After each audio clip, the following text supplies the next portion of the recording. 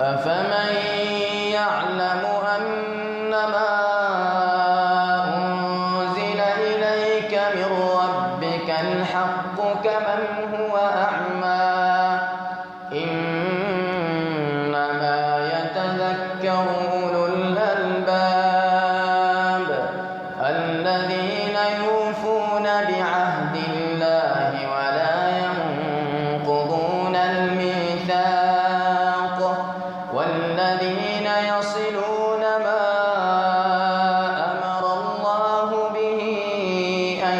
يوصل ويخشون ربهم ويخافون سوء الحساب والذين صبروا ابتغاء وجه ربهم وأقاموا الصلاة وأنفقوا مما رزقناهم سرا وعلانية ويدرؤون بالحسنة السيئة أولئك لهم عقبى الدار جنات عدن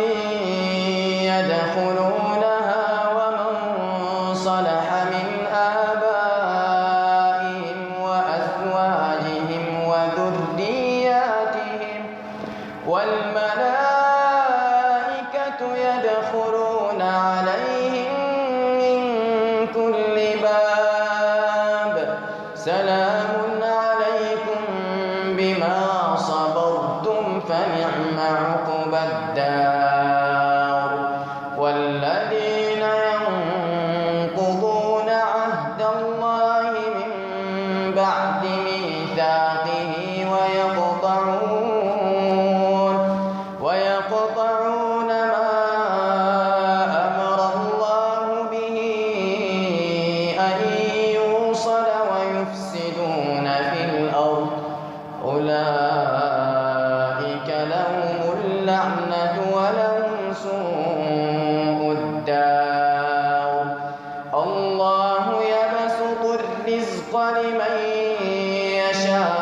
يشاء ويقدر وفرحوا بالحياة الدنيا